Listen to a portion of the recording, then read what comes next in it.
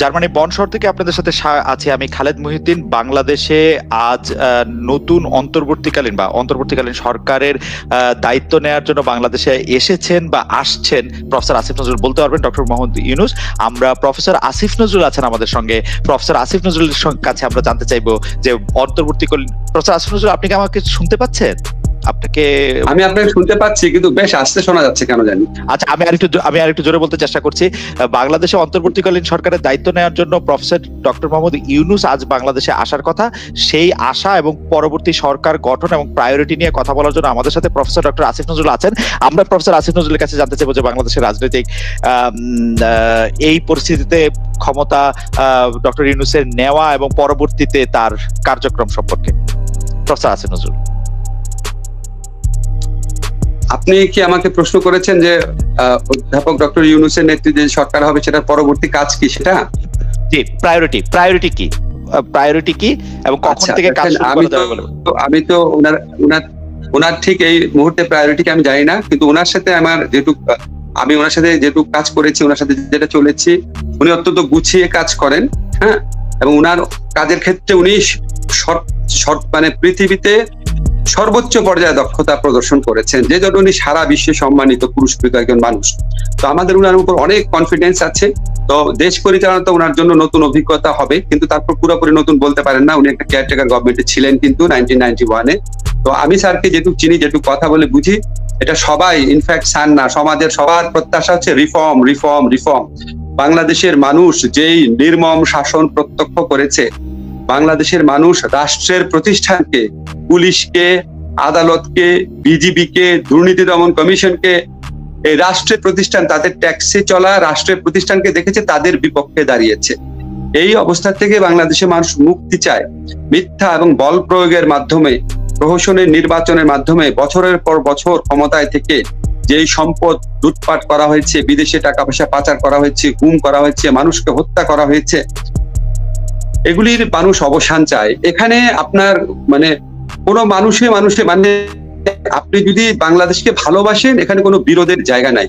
এবং এই লক্ষ্যে কি কি রিফর্ম হবে, অনেকে ভাবতে পারেন যে এটা খুব কঠিন কোনো কাজ, কিন্তু আমার ব্যক্তিগত অভিমত হচ্ছে কি, রিফর্মের চিন্তা তো আমরা বহু আগে থেকেই করেছি। 1991-এ 3 দলের সংস্কারের রূপরেখা আছে। এরপর আমরা বিভিন্ন সময় নাগরিক যে কমিটিগুলো আছে, সংগঠনগুলো থেকে রিফর্মের কথা বলা হয়েছে। মানে মুখস্থ আমাদের যারা তাদের আগের প্রজন্ম, যে এই তরুণ সমাজের কাছে তারা আজকে যেই সাহসিকতা, যে প্রত্যয় দেখিয়ে, যে স্যাক্রিফাইস দেখিয়ে আজকে আমাদের জন্য অপরচুনিটিটা এনে দিয়েছে দেশ গড়ার, সেটাকে সর্বাত্মক ভাবে ব্যবহার করার জন্য আমাদের যতটুকু সততা আছে, আন্তরিকতা আছে, পরিশ্রম করার ক্ষমতা আছে, সেটা দিয়ে আমরা চেষ্টা করব। এবং সেই লক্ষ্যে নিশ্চয়ই স্যার আমাদেরকে উপযুক্ত নেতৃত্ব নিতে পারবেন, আমি 100% কনফিডেন্ট।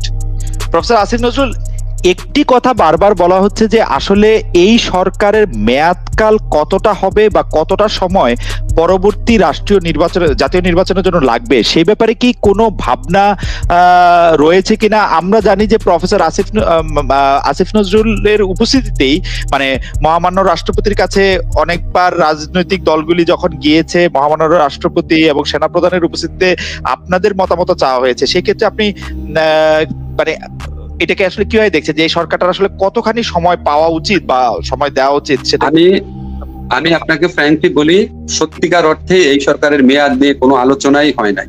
ফরমাল যে আলোচনা হয়েছে, আমার সাথে আমাদের আর্মি চিফের পার্সোনালি, ওনার সাথে আমি 1-to-1 বসেছি, এবং আপনি শুনলে অবাক হবেন, আমি উনাকে বলেছি যে আপনি যে সমস্ত সংস্কারের কথা বলছেন, এরকম সিভিল সোসাইটি বহু বছর যাবত বলে আসছে।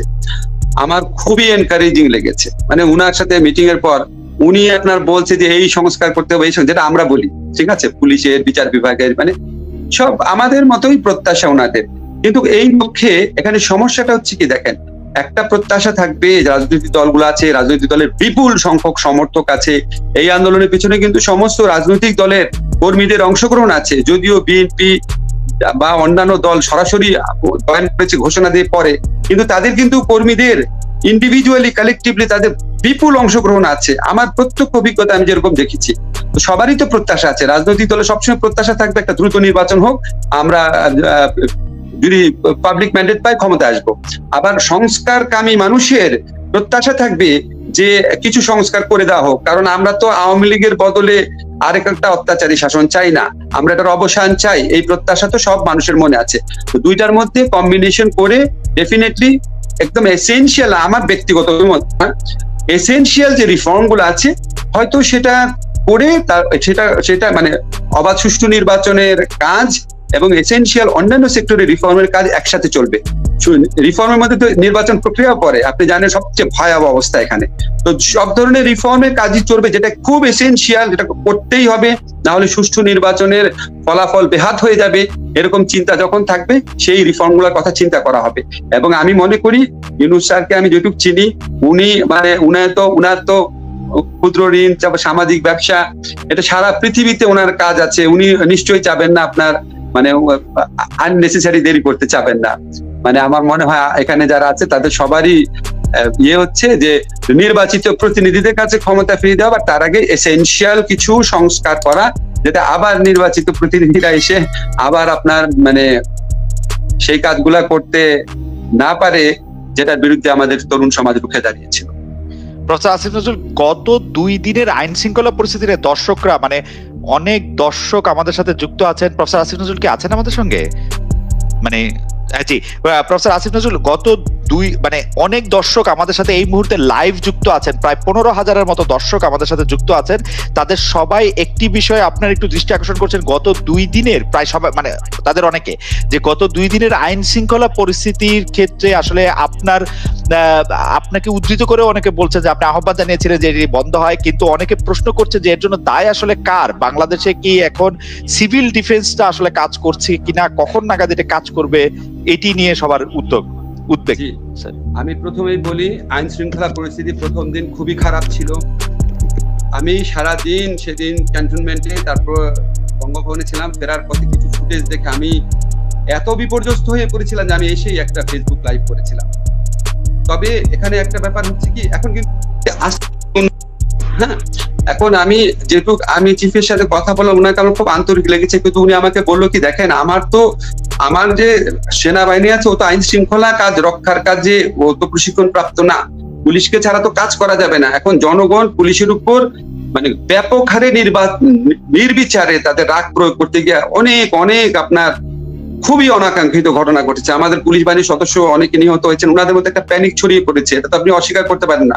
আমি যারা আন্দোলনকামী ছাত্র জনতা আছে তাদেরকে বলি, দেখেন ভাই, আমি তো গত 15-17 বছর যাবৎ নানাভাবে নিগৃহীত হয়েছি। 4 রাত এই বাসার থেকে পালিয়েছিলাম, এই আন্দোলনের আগে রাত্রেবেলা পালিয়েছিলাম।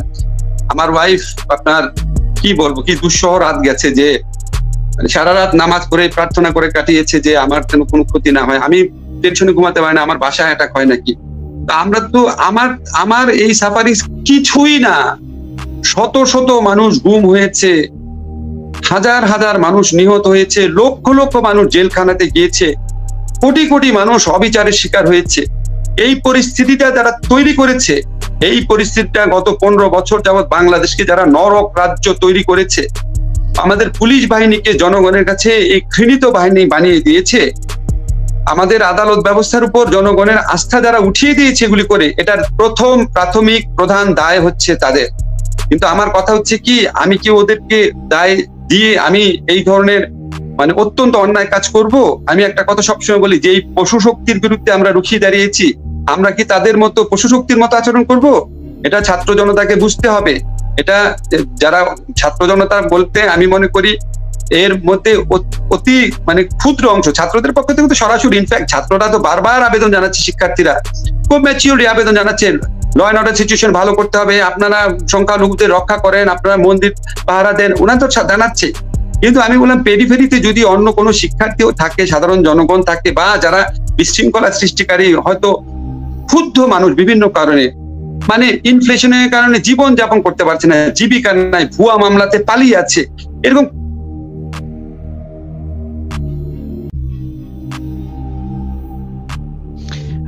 প্রফেসর আসিফ নজরুলের সংযোগটি এই মুহূর্তে বোধহয় একটু বিচ্ছিন্ন হয়ে আছে। সংযোগটি পুনঃপ্রতিষ্ঠা হলে বা প্রফেসর নজরুল কথা বলতে শুরু করলে আমরা সেটার মধ্যে যাব। কিন্তু আপনারা শুনতে পাচ্ছেন যে, বা হয়তো শুনতে পেয়েছেন যে প্রফেসর আসিফ নজরুল আসলে দ্বিধাহীন ভাবে দ্বিধাহীন ভাবে বলতে থাকলেন যে আসলে বাংলাদেশে আইন শৃঙ্খলা পরিস্থিতিতে অনেকগুলো অনাকাঙ্ক্ষিত ঘটনা ঘটেছে এবং সেই ঘটনার যথেষ্ট পরিমাণ কারণও আছে, সেটিও আসলে তিনি বলছিলেন, কিন্তু এটি আর এখনো কোনোভাবেই এটি আকাঙ্ক্ষিত নয় এবং ছাত্র জনতার পক্ষ থেকে এটি বারবার আহ্বান জানানো হয়েছে যাতে এই ব্যাপারটি এই ব্যাপারটি করতে। আমি প্রফেসর আসিফ নজরুলকে আবার ঢোকার জন্য একটা মেসেজ পাঠাই, সেটি আহ্বান জানিয়েছেন যে এটি যেন সেই ব্যাপারটি যেন আইন শৃঙ্খলা পরিস্থিতির ক্ষেত্রে তিনি আসলে বলছিলেন যে সেটি যেন নিজের হাতে কোনো আইন তুলে নিয়ে নিজে এই ব্যাপারগুলি না ডিল করা হয়। পুলিশ বাহিনীর মধ্যে এক ধরনের প্যানিক সৃষ্টি হয়েছে, তারা আসলে খুব বেশি যেটি প্রফেসর আসিফ নজরুল আপনি বলছিলেন, আপনি কন্টিনিউ করবেন প্লিজ। আইন শৃঙ্খলা পরিস্থিতি কেন খারাপ এবং পুলিশ বাহিনী একটু আমি বলছিলাম কি, আইন নিজের হাতে তুলে নেবেন না, নিজের রাগকে সংহত করেন, নিয়ন্ত্রণ করেন, না হলে এই আন্দোলনের বিজয় অর্জন মাহাত্ম্য ধূলিসাৎ হয়ে যেতে পারে। আপনারা যদি মনে করেন যে এই লোক এই অন্যায় করেছে, এই লোক এই ভয়াবহ জিনিস করেছে, আপনারা আইন অনুযায়ী বিচারের ব্যবস্থা নেন। এখন আপনার যে নতুন পুলিশের আইজিপি আছেন, উনি আমার সাথে কিছুক্ষণ আগে কথা বলেছেন, আমার ওনার কথা শুনে ভালো লেগেছে। উনি তো অলরেডি সাংবাদিকদের বলেছেন যে পুলিশ কিছু কিছু অ্যাক্সেস করেছে, ভয়ঙ্কর মানবতা বিরোধী মানে মানবাধিকার লঙ্ঘনকারী কাজ করেছে, মানুষ খুব ক্ষুব্ধ হয়েছে, উনি তার জন্য ক্ষমা চেয়েছেন এবং উনি নিজেই বলেছেন পুলিশের এই সমস্ত সদস্য যারা আছে তাদের বিরুদ্ধে প্রশাসনিক এবং আইনি ব্যবস্থা নেওয়া হবে।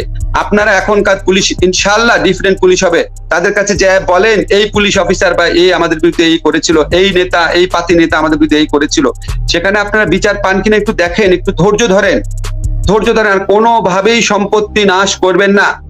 এটা আমরা একটা নতুন বাংলাদেশ অর্জন করেছি, এই বাংলাদেশের সবকিছু জনগণের হবে। এখন এগুলি কোনো কিছু ধ্বংস করেন না, আর এমন কিছু করেন না যেটার সাথে আমাদের ইতিহাস ঐতিহ্য সম্পূর্ণভাবে অঙ্গাঙ্গি ভাবে জড়িত। যেমন ধরেন আমাদের অপরাজেয় বাংলা, আমাদের শহীদ মিনার, এগুলি আমাদের জাতিসত্তার অবিচ্ছেদ্য অংশ। কোনোভাবেই এখানে কোনো কুচক্রী মহলকে কোন রকম ক্ষতি সাধন করতে দিবেন না, চিন্তাই করতে দিবেন না, খবরদার। এগুলি আমাদের জাতিসত্তার অংশ, এগুলি মনে রাখবেন। আমাদের এই আন্দোলনে আমার নিজের ছাত্রদের আমি দেখেছি, এখানে বিভিন্ন সংখ্যালঘু সম্প্রদায়ের অংশগ্রহণ ছিল, ভিন্ন জাতিসত্তার যারা পাহাড়ি জাতিসত্তার মানুষ আছে তাদের অংশগ্রহণ ছিল। তাদেরকে প্রোটেক্ট করেন। আপনি অন্যান্য দেশে মুসলমানরা নির্যাতিত হলে আপনি ক্ষুব্ধ হন না, কষ্ট পান না, আপনার চোখে পানি আসে না? তখন আপনার মনে হয় এত অন্যায় কাজ কিভাবে করে? তো ওই অন্যায় কাজ আমার দেশে যদি হয় অন্য সম্প্রদায়ের সাথে, অবশ্যই আপনার মধ্যে মিনিমাম মানবিকতা থাকলে তাদের এই যে কোনো অন্যায়কে প্রতিহত করেন। সংখ্যালঘু সম্প্রদায় যারা আছে, জাতিগত হোক ধর্মীয় হোক, তাদেরকে রক্ষা করেন, তাদের যে উপাসনালয় আছে রক্ষা করেন। খালেদা, আমি কিছু আপনাকে ভালো সাইনও বলতে পারি, আমরা কিছু ফুটেজ দেখেছি, ছাত্ররা সড়ক নিয়ন্ত্রণ করছে, এটা আপনারা অনেকে জানেন, অত্যন্ত ভালোভাবে করছে। অনেক ছাত্র আছে মন্দির প্যাগোডা পাহারা দিচ্ছে। এই পজিটিভ দিকগুলা প্রচার করেন, এরাই আগামী দিনের বাংলাদেশ। এটাকে আমাদের আরো ভালো করে প্রচার করতে হবে। আমাদের সবাইকে, আমাদের এই অসামান্য তরুণদের যারা মন্দির প্যাগোডা পাহারা দিচ্ছে, রাস্তায় ডিসিপ্লিন রাখছে, আরো আগে দেশের জন্য জীবন দিয়েছে, আমাদের তাদের সমান মাপের মানুষ হওয়ার চেষ্টা করতে হবে। প্রফেসর আসিফ নজরুল, আমার শেষ প্রসঙ্গ, দর্শকদের মধ্যে একটা অংশ এটিও জানতে চাইছেন, আজকে আমি দর্শকদের প্রশ্নই বেশি সামনে রাখছি কারণ তাদের মধ্যে তরুণ প্রজন্মই বেশি। তারা একটি প্রসঙ্গ যে তারা একটু আগ্রহ নিয়ে অপেক্ষা করছেন যে অন্তর্বর্তীকালীন সরকারটা আসলে কখন গঠিত হবে, এবং তাদের অনেকেই মনে করছেন যে অন্তর্বর্তীকালীন সরকার গঠিত হলে পুলিশ বাহিনীর মধ্যে নিয়ম শৃঙ্খলা এটিও দ্রুত ফিরতে পারে এবং তাদের মধ্যে যে ভয় আতঙ্ক সেটিও কেটে যেতে পারে। আমরা কি এটা দেখতে পাচ্ছি যে অন্তর্বর্তীকালীন সরকারটা আসলে কবে গঠিত হচ্ছে এবং মানে এটা কি? জি আচ্ছা, আমি আপনাদের একটু বলি, এই সরকার গঠনের মোটামুটি কারা থাকবে, তারপর সরকার প্রধানের নাম তো ঘোষণা করা হয়েছে। এটা বিলম্বিত হচ্ছে। আমাদের শ্রদ্ধেয় নোবেল বিজয়ী অধ্যাপক ডক্টর ইউনূস, ওনার খুব একটা এসেনশিয়াল একটা মাইনর অপারেশন কিন্তু অনেক আগে ঠিক করা ছিল, তো এটা উনি সেরেছেন। উনি আগামীকাল 2:30টার মধ্যে ইনশাআল্লাহ এসে পৌঁছাবেন। তো আমি যতটুকু জানি ওনার ইচ্ছা আছে প্রথম ছাত্রদের সাথে বসা, তারপর উনি শপথ দিবেন। ইনশাআল্লাহ আমরা আশা করবো উনি রাজি হবেন শপথ দিতে। তারপরে আপনার আগামীকাল, সম্ভবত আগামীকালই সরকার গঠন হয়ে যাবে। এবং আমি স্যারকে যেরকম চিনি, উনি 20 ঘন্টা কাজ করা মানুষ এবং উনি খুব দ্রুত ব্যবস্থা নিবে। আর আমি সবাইকে একটু ধৈর্য ধরেন, কত বছর আমরা গণতন্ত্রের জন্য অপেক্ষা করেছি, মানুষের অধিকারের জন্য অপেক্ষা করেছি, একটু ধৈর্য ধরেন, একদিন 2 দিন ধৈর্য ধরেন, ইনশাআল্লাহ আমরা সবাই মিলে আজকে আমাদের তরুণ সমাজ যে আশা এবং প্রত্যাশা নিয়ে নিজের জীবন স্যাক্রিফাইস করতে গিয়েছিল, আজকে আমরা সেই অসহযোগী মুক্তিযুদ্ধে একটু ধৈর্য ধরি, সবাই শান্ত থাকি, সবাই সবাইকে রক্ষা করি, ইনশাআল্লাহ বাংলাদেশ এবার পথ হারাবে না, ইনশাআল্লাহ। এটি নিয়েও আসলে প্রফেসর আসিফ নজরুল শেষ দিকে এসে আপনার কথার সাউন্ড একটু কমে গিয়েছিল বলে আমরা একটু আপনাকে কম শুনতে পেয়েছি, শেষটা যদি আপনি আবার একটু সাম আপ করেন। আরেকটা ছোট্ট যোগ আছে, সেটা হচ্ছে যে আপনি বলছিলেন যে মোটামুটি ভাবে ঠিক হয়েছে কারা সেই সরকারে থাকছেন, এইটি কি আপনি যদি এখন নাম নাও বলেন, এটি কি আসলে সব মহলের বা সব জায়গা থেকে যে আমরা শুনছিলাম যে আন্দোলনকারীদের প্রতিনিধিত্ব, আমরা শুনছিলাম যে সব জায়গা থেকেই যাতে প্রতিনিধিত্ব থাকে, সেরকম একটি প্রতিনিধিত্বশীল সরকার হচ্ছে কিনা সেটিও যদি একটু বলতেন। আসলে আমি আপনার সাথে যখন কথা বলছি না, কন্টিনিউয়াস আমার ফোন আসছে, তো এই জন্য মাঝে মাঝে লাইন কেটে যাচ্ছে। আর দর্শকরা আমি একটু ক্ষমা চাই, মাঝে মাঝে মুখটা একটু আগে বাড়িয়ে দিচ্ছি, কিন্তু আমি খালের কথা শুনতে পাচ্ছি না। আমি ওকে খুব স্নেহ করি, আন্দাজ করে নিচ্ছি। ও কথা আমাকে জিজ্ঞেস করেছে যে সরকারের প্রতিনিধিত্বশীল সরকার কারা কারা থাকবে, সবার সাথে আলোচনা হচ্ছে নাকি? আচ্ছা আচ্ছা, এখন আমি যেটুকু জানি এই আলোচনা তো হচ্ছে, এখানে তরুণ সমাজের ইচ্ছা, তরুণ সমাজের প্রত্যাশাকে প্রাধান্য দেওয়া হচ্ছে। আমাদের তরুণ সমাজ, এই যে আমাদের সমন্বয়করা আছেন, আমাদের নাহিদ, তারপর আপনার আসিফ, তারপর বাকের, সার্জিস, ওদের নেতৃত্বে, সরি 2-1টা নাম ভুলে গেছি, চট করে মনে পড়ছে না, তো তারা আপনার সমস্ত রাজনৈতিক দলের সাথে কথা বলছে, তারাই দায়িত্ব নিয়েছে সমস্ত রাজনৈতিক দলের সাথে কথা বলবে। এটা আপনার আমাদের প্রেসিডেন্ট এবং আমাদের যে সেনা প্রধান, নৌ প্রধান, বিমান বাহিনী প্রধান, ওনারাও এগ্রি করেছে। তো উনাদের প্রতি রাজনৈতিক দলগুলার, উনাদের প্রতি রাজনৈতিক দলগুলার যে শ্রদ্ধাবোধ আমি দেখি, আর এই আমাদের তরুণ সমন্বয়কদের মধ্যে যেই ম্যাচিউরিটি আমি দেখি, অনেকের মনে হবে আমি একটু বাড়িয়ে বলছি। দেখেন, আমি ওদের সাথে ইন্টেন্সলি গত 2 দিন যাবত আছি, আমার এত অবাক লাগছে যে এরা এত ম্যাচিওর, এত বুদ্ধিমান। ডক্টর ইউনূসের চয়েসটা ওরা করেছে, চিন্তা করেন, স্যারকে তারা রাজি করিয়েছে। স্যারকে এর আগে যখন 111 গভর্নমেন্ট ছিল, আমরা জানি তো ভিতরে কথা, সমস্ত বাহিনী, সমস্ত সুশীল সমাজ মিলিয়েও স্যারকে রাজি করাতে পারে নাই। আর এই তরুণ সমাজ স্যারকেও রাজি করিয়েছে। স্যার কিন্তু এখন আরো বেশি ব্যস্ত ইন্টারন্যাশনাল। তো এটা ওদেরকে সবাই আমরা এত ভালোবাসি, এখন ওদেরকেই প্রাধান্য দেওয়া হচ্ছে, ওরা কথা বলছে। আপনাদের আমরা এটা বলতে পারি, এই সরকারে যারা আসবে আপনাদের পছন্দ হবে তাদের, শুধুমাত্র আপনার জনপ্রিয় লোক না, এফিশিয়েন্ট লোককেও রাখার চেষ্টা করা হচ্ছে। ইনশাআল্লাহ আপনারা হতাশা হবেন না। প্রফেসর আসিফ নজরুল, আপনাকে অনেক ধন্যবাদ। দর্শক, প্রফেসর আসিফ নজরুল তার অনেক ব্যস্ততার মধ্যে আমাদেরকে সময় দিয়েছেন, তবে দর্শকরাও অনেক সাড়া দিয়েছেন, প্রচুর দর্শক। আপনাকে শুধু আমি সংখ্যাটি বলি, কন্টিনিউয়াসলি 12-13 হাজার দর্শক তো দেখেছেনই, এক পর্যায়ে 15 হাজারের বেশি দর্শক দেখেছেন, ইতিমধ্যেই সেটি 1.5 লক্ষের কাছাকাছি ভিউতে পৌঁছে গেছে। সুতরাং দর্শকদের অনেকেরই আগ্রহ আছে আপনার সম্পর্কে কথা বলার জন্য। আমরা নিশ্চয়ই আরো একটু ভালো সময়, আরেকটু বিস্তারিত করে আপনার সঙ্গে কথা বলতে চাইবো। সেই পর্যন্ত আপনাকে ধন্যবাদ এবং কৃতজ্ঞতা জানিয়ে রাখি।